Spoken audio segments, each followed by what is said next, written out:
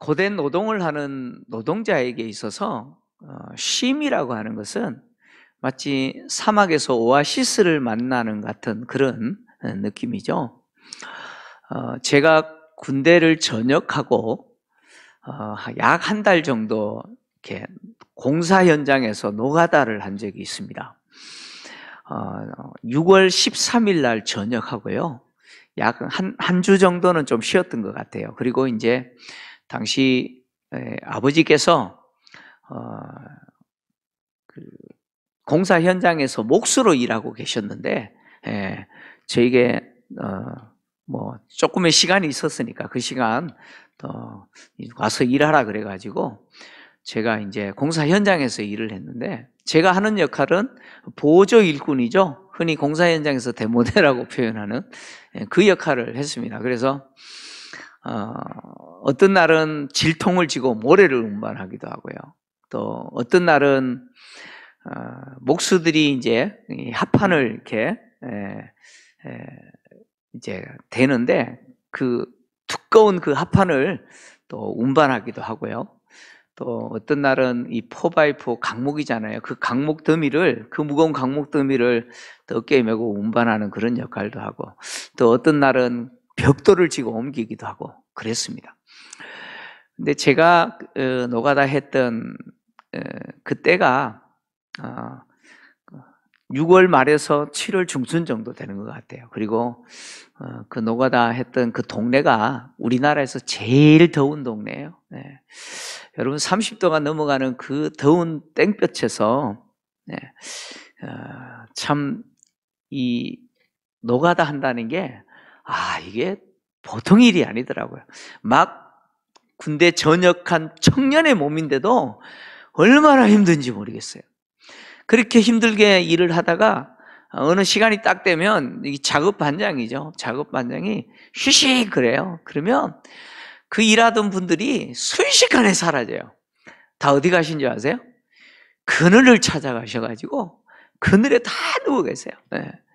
저도 그늘을 빨리 찾아서 누웠는데 이런 생각이 들어요. 그냥 계속 누워 있었으면 좋겠다. 그렇죠? 그냥 쉬었으면 좋겠다. 막 이런 생각이 들어요. 여러분, 쉼이 없는 삶이라고 하는 것은 사실 절망이고 비극입니다. 그래서 인간은 먹고 살기 위해서 노동을 하지만 또 뭘 추구합니까? 쉼을 추구하죠.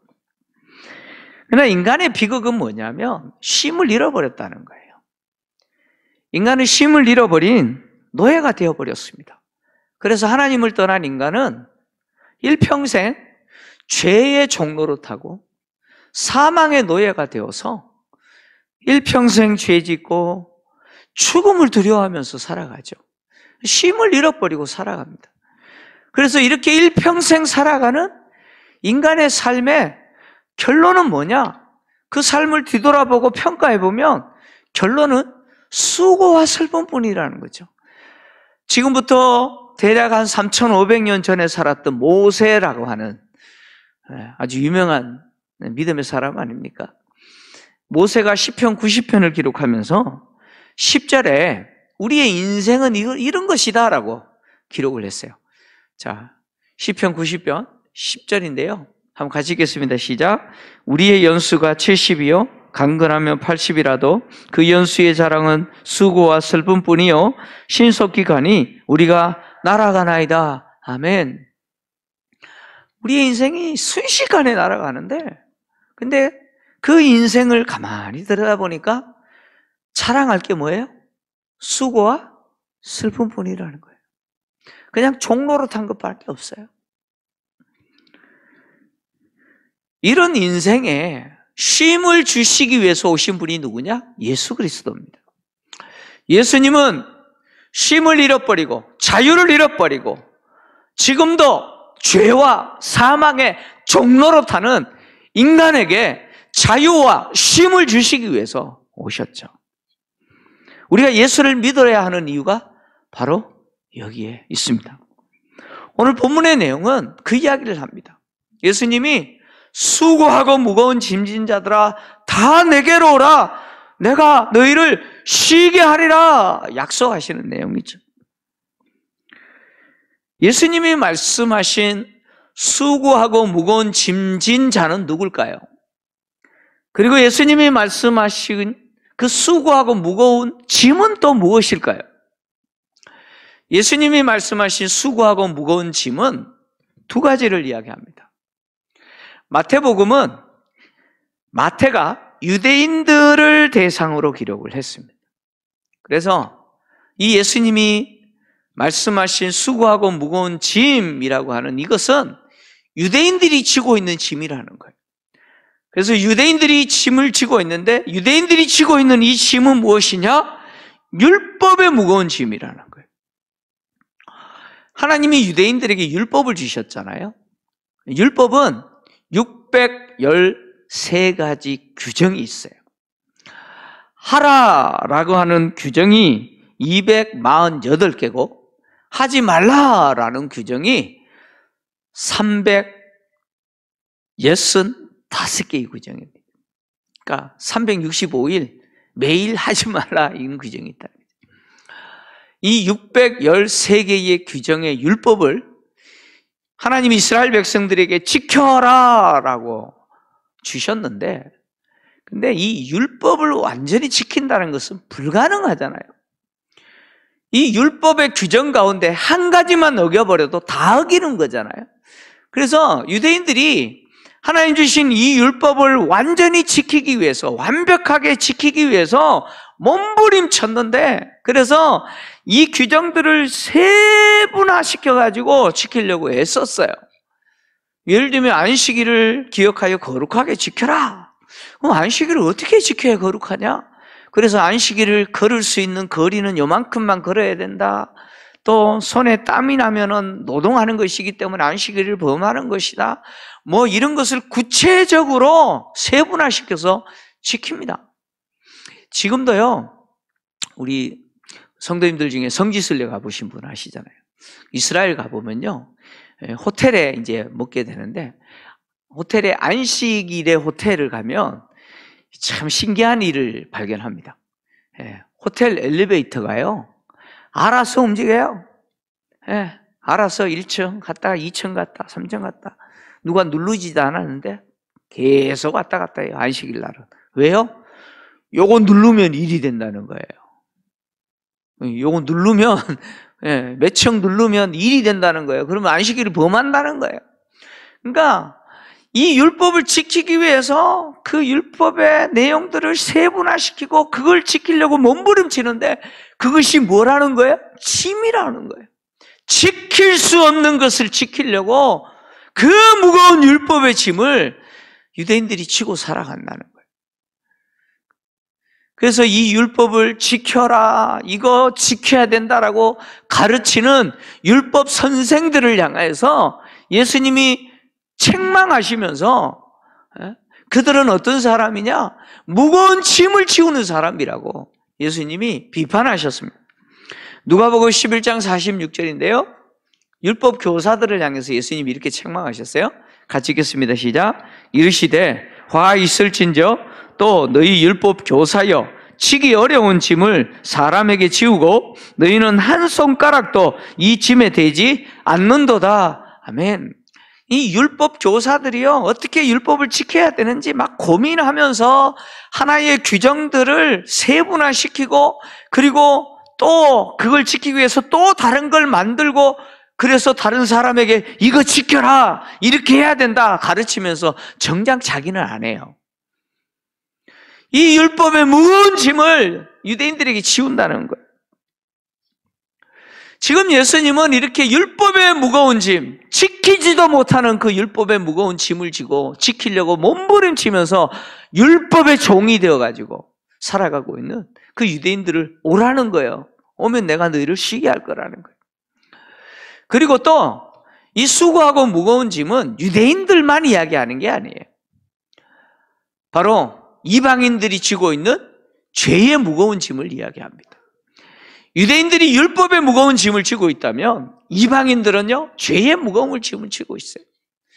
이방인들이 지고 있는 이 죄의 무거운 짐은 유대인들이 지고 있는 율법의 짐과 관계없느냐? 아니에요.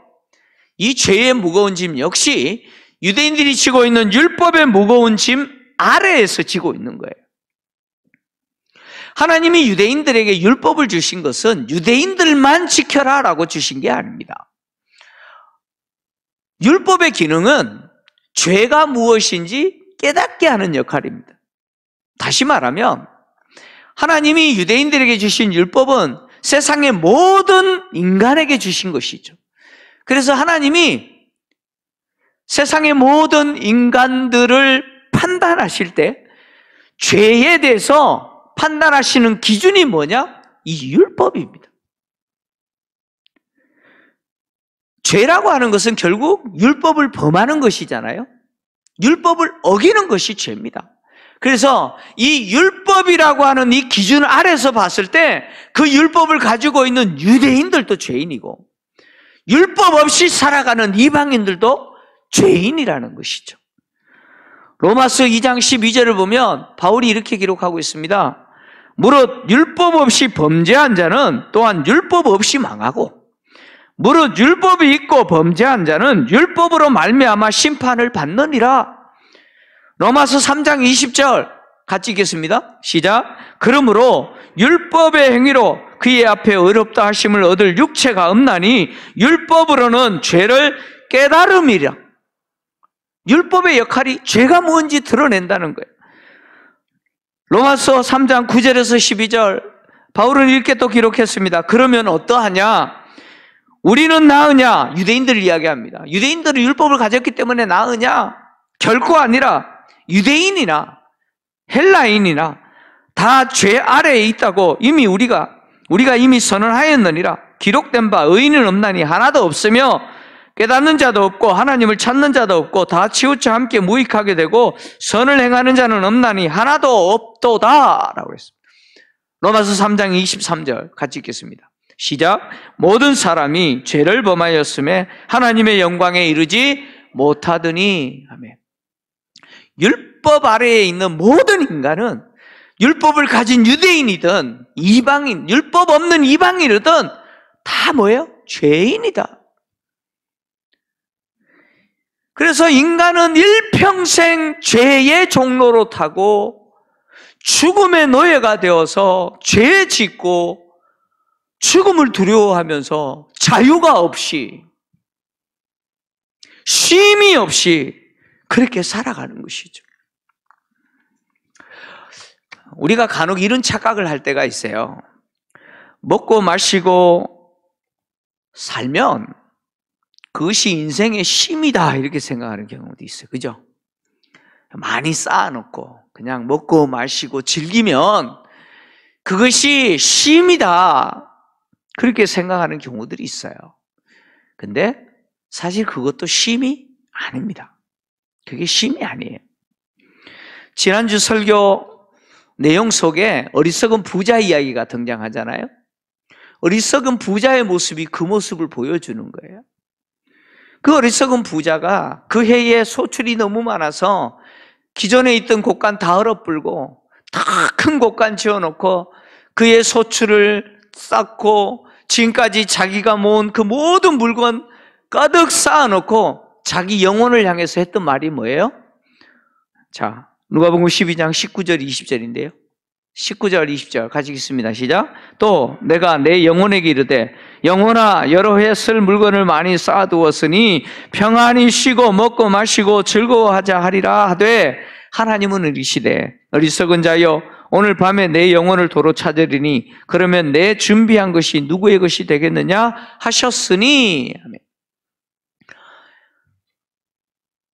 평생 쓸 거 모아놓고 이제 내 영혼아 평안히 쉬자. 먹고 마시면서 즐기면서 쉬자.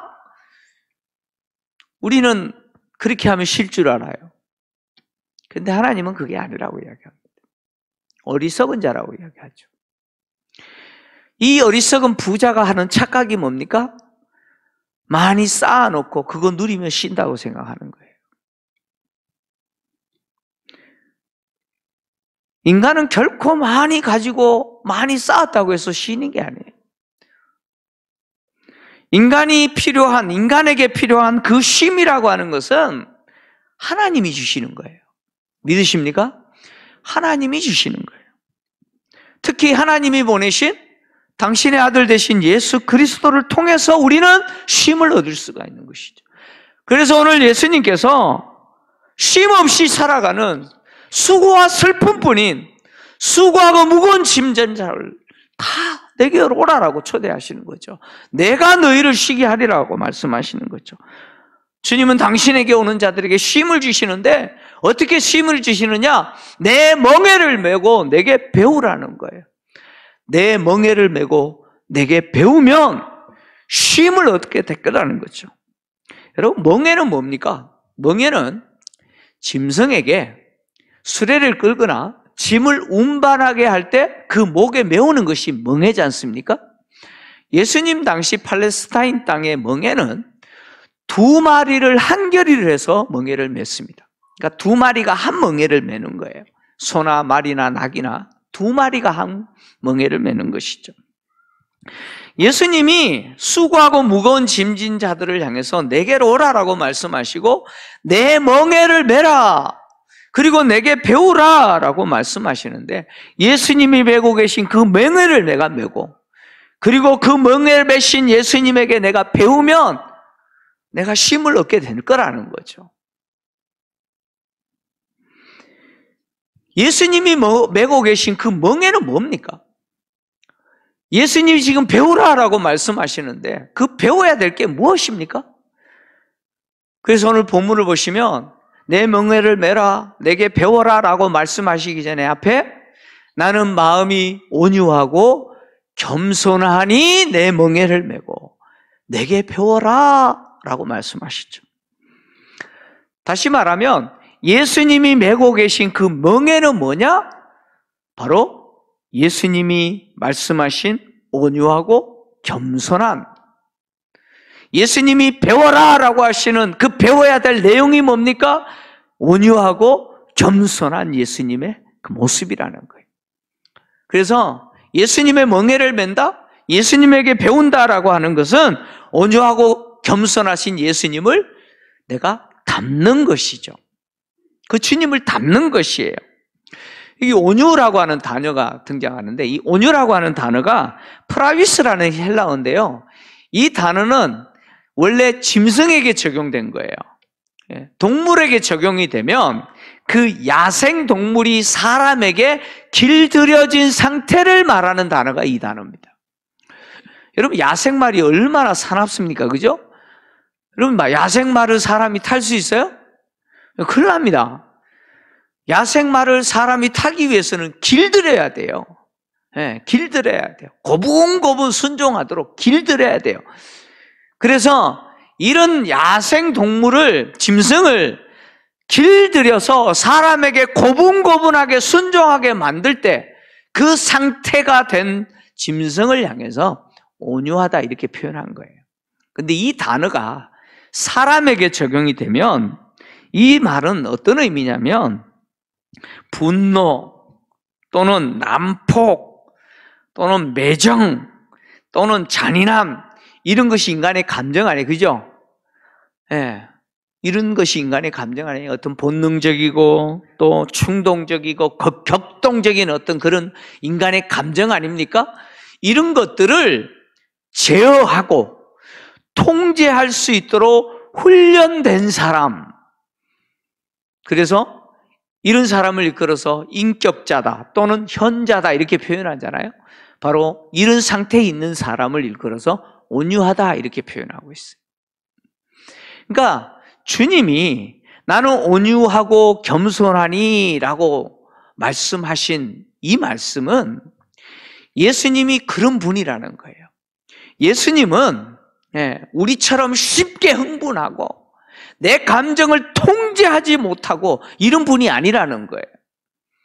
자기 고집대로 사시는 분이 아니라는 거예요. 마치 잘 길들여진 짐승이 그 주인에게 고분고분 순종하는 것처럼 예수님은 당신의 감정을 통제하시고 누구에게 순종하는 분이에요? 하나님께 순종하는 분이라는 거예요. 온유하고 나는 겸손하니라는 말은 주님이 당신이 원하는 대로 사는 분이 아니라 나는 나를 보내신 하나님에게 순종하면서 사는 자다, 그런 이야기예요. 그것을 당신의 멍에로 메고 있고 그것을 배우라는 거예요. 배우라는 거예요.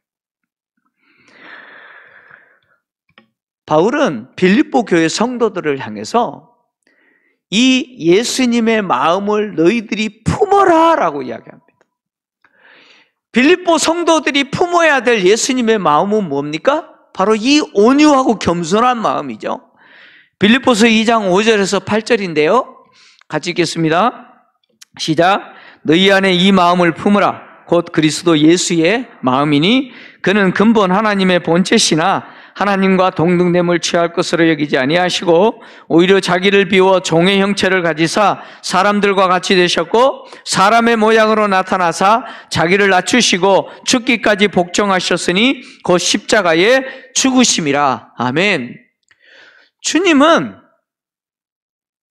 하나님으로서 하늘 그 영광 보좌를 버리시고 창조주이신 그분이 피조물로 오셨어요. 피조물인 인간이 된 것도 모자라서 죽을 몸을 입고 오시고 죽기까지 하나님께 복종하셨어요. 그 사건이 십자가 사건이죠. 주님이 온유하고 겸손하다라고 하는 것은 바로 주님이 그런 분이라는 거예요. 하나님께 순종하기를 죽기까지 순종하시는, 바로 그것을 당신이 멍에로 메고 계시고 그리고 그것을 배우라라고 말하고 계신 거예요. 그러니까 당신의 멍에를 메라라고 하는 것은 우리에게 이렇게 말씀하시는 거죠. 하나님께 순종해라. 하나님께 순종해라. 그리고 하나님께 순종하는 나를 배워라 라고 말씀하신 거죠. 그러면 무엇을 얻게 된다고요? 쉼을 얻게 된다는 거예요. 예수님이 메시고 계신 그 멍에와 짐이라고 하는 것은 쉽고 가볍다는 거예요. 갓난아이도 들 수 있는 거라는 거예요. 누구나 할 수 있는 거라는 거예요. 저의 카카오톡 메인 화면을 혹시 보신 분 계십니까? 네, 안 보셨군요. 혹시 저하고 카카오톡 친구 되신 분들 오늘 한번 보세요. 거기에 제가 글을 적어놨어요. 온유하고 겸손하신 주님을 닮고 싶습니다 라는 문구예요. 저를 가만히 보니까요, 얼마나 엉덩이에 뿔난 소처럼, 망아지처럼 내 고집대로 살려고 하는지 몰라요. 주님처럼 하나님께 순종하면서 살면 그 순종하는 삶에서 무엇을 얻을 수 있느냐? 쉼을 얻을 수 있다는 거예요. 주님이 우리에게 쉼을 주시겠다라고 하신 이 약속은 현재적과 미래적 약속이죠. 내가 하나님의 말씀에 순종하고 죽기까지 하나님께 복종하면서 살아가셨던 그 주님의 모습을 내가 배워서 닮으면 나의 현재의 삶에 하나님이 예수 그리스도를 통해서 우리에게 뭘 주세요? 쉼을 주신다는 거예요. 주님이 현재적으로 우리에게 순종하면서 사는 자에게 주시는 쉼이라고 하는 것은 우리의 인생길 주님이 동행해 주시고 우리의 인생길 주님이 길을 내시고 그 우리의 인생길 한 번도 가보지 못한 그 인생길에 주님이 무엇이 돼요? 안내자가 되어 주시겠다는 거예요. 여러분, 우리의 인생이 자꾸 고달픈 이유가 있어요. 우리 인생이 막 고달파요. 그 고달픈 이유가 뭐예요? 하나님 말씀에 순종하지 않기 때문이에요. 순종하지 않으면 고달픈 거예요. 내가 하고 싶은 거 하고 내가 원하는 대로 살려고 하기 때문에 우리 인생에 쉼이 없고 자유가 없고 그렇게 고달픈 거예요. 여기 다 부모님이시잖아요. 네. 자녀들 다 키워보셨잖아요. 여러분, 자녀들이요, 말 잘 듣고 순종하는 자녀들은 참 부모 입장에서 하나라도 더 해주고 싶죠. 그죠? 그렇잖아요. 근데 엉덩이에 뿔난 망아지도 아니고, 에? 참, 말 죽어라고 안 듣는 애들 있죠, 그죠? 또 목사님 애들이 그렇구나 그렇게 생각하지 마시고 우리 애들 아니에요. 오해하지 마십시오. 예. 여러분 그런 자식들은요 막 해줘야 되는 것도 안 해주고 싶잖아요, 그죠? 솔직하게 그렇잖아요. 예. 여러분 우리의 인생이 그래요. 우리의 인생이 하나님께 순종하면서 살면 자유가 있고요. 그 인생에 무엇이 있느냐 하면 쉼이 있어요. 왜요? 주님이 우리의 인생 동행하시면서 우리의 인생에 길을 내시고 우리를 안내하시기 때문에 우리의 인생이 편한 거예요. 근데 순종하지 않으면 참 고달파요. 우리 성도님들 중에 등산 좋아하시는 분이 계시죠? 산에 잘 가시는 분 있잖아요. 저도 어릴 때부터 뭐 산에서 살았다 그럴 정도로 뭐 매일 산에 올라가서 살 정도로 그렇게 산을 탔던 사람인데, 여러분 등산을 할 때 이 길이 있는 산을 올라가는 거는 뭐 어렵지 않아요. 뭐 길 따라 올라가는 건 어렵지 않아요. 근데 길이 없는 산을 올라가는 거는요 참 쉽지 않습니다. 그 잡목으로 오거져 있는 그 길이 없는 그 산을 길을 내면서 올라간다는 거는 그 쉬운 게 아니에요. 여러분 우리의 인생길, 내가 마음대로 살겠다, 내가 원하는 대로 살겠다, 내가 길을 내면서 살겠다, 얼마나 피곤하고 얼마나 힘들겠어요. 여행 좋아하시는 분이 있죠. 저도 여행을 참 좋아하는데, 여러분 우리나라 여행은 얼마나 좋아요. 말도 통하고, 그죠? 근데 해외여행 갈 때 여러분 말도 안 통하는데 내가 혼자 가야 된다고 한번 생각해 보세요. 공항은 어떻게 통과해야 되고, 숙소는 어떻게 잡아야 되고, 그죠? 내가 다 해야 된다고 생각해 보세요. 뭐 언어가 되면 쉽겠지만 안 되면 어때요?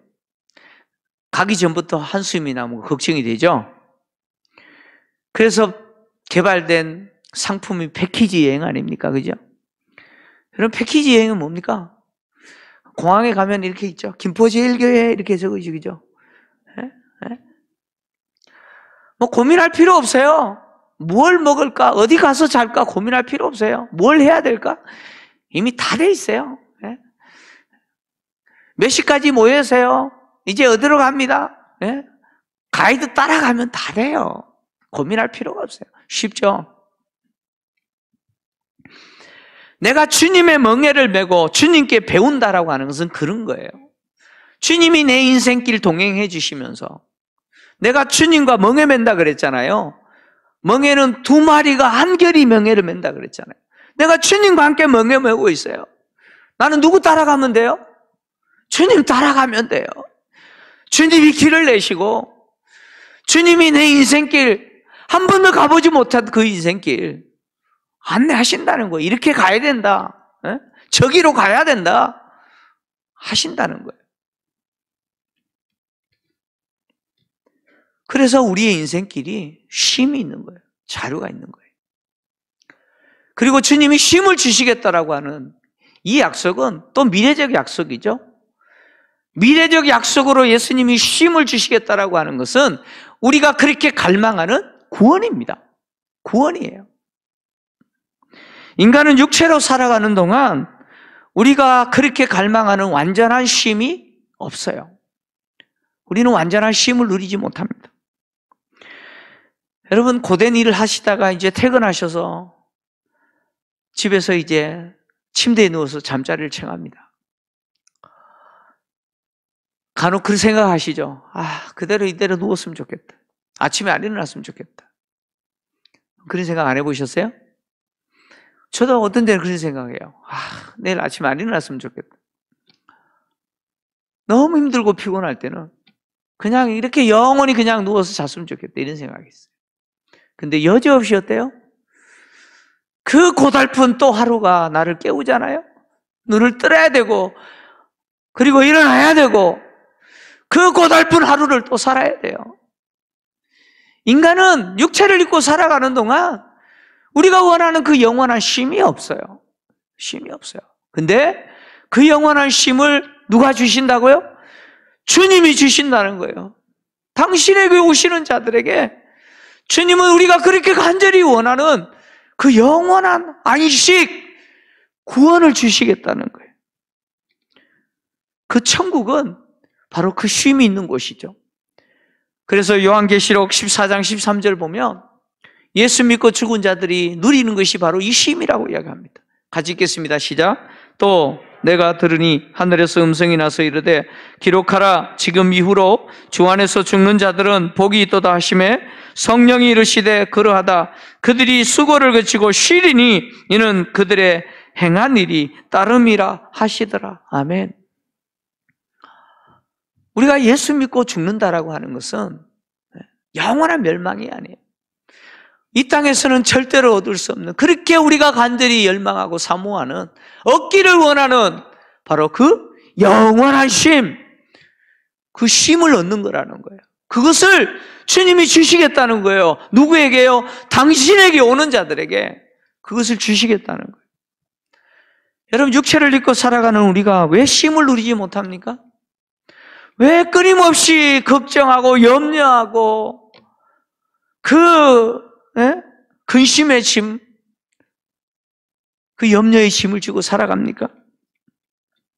왜 고통의 짐을 지고 살아갑니까? 그것은 육체를 입고 살아가는 우리에게 눈물이 있고 죽음이 있고 애통이 있고 곡하는 것이 있고 아픈 것이 있기 때문이죠. 이런 것들이 우리로 하여금 쉬지 못하게 만드는 거잖아요. 근데 주님은 우리에게 주시는 미래적 구원으로서 그 구원은 이런 것들을 다 벗겨주시겠다는 거예요. 이런 것에서 우리를 완전히 벗어나게 해 주시겠다는 거예요. 그래서 우리로 하여금 영원히 쉬게 하시겠다는 거예요. 계시록 21장 3절에서 5절인데요. 같이 읽겠습니다. 시작. 내가 들으니 보호자에서 큰 음성이 나서 이르되 보라, 하나님의 장막이 사람들과 함께 있음에 하나님이 그들과 함께 계시리니 그들은 하나님의 백성이 되고 하나님은 친히 그들과 함께 계셔서 모든 눈물을 그 눈에서 닦아주시니 다시는 사망이 없고 애통하는 것이나 곡하는 것이나 아픈 것이 다시 있지 아니하리니 처음 것들이 다 지나갔음이로라. 보호자에 앉으신 이가 이르시되 보라, 내가 만물을 새롭게 하노라 하시고 또 이르시되 이 말은 신실하고 참되니 기록하라 하시고. 아멘. 죄악으로 가득한 세상 가운데 육체를 입고 살아가는 우리는 우리가 그렇게 원하는 쉼을 누리지 못합니다. 근데 주님이 새롭게 하시는, 만물을 새롭게 하노라 선언하시고 새롭게 하시는 그 하나님의 나라, 주님이 우리에게 주시는 그 구원, 천국은 다시는 눈물이 없어요. 죽음이 없어요. 곡하는 것이나 애통이 없어요. 다시 아픈 것이 있지 않아요. 그런 것에서부터 우리는 완전히 자유함을 누려요. 우리에게는 영원한 안식만이 있습니다. 그것이 하나님이 예수 그리스도를 통해서 주시는 구원의 복인 것이죠. 죄로 인해서 영원히 죽은 인간이 오늘 또 이 영원한 안식을 갈망하면서 살아가잖아요.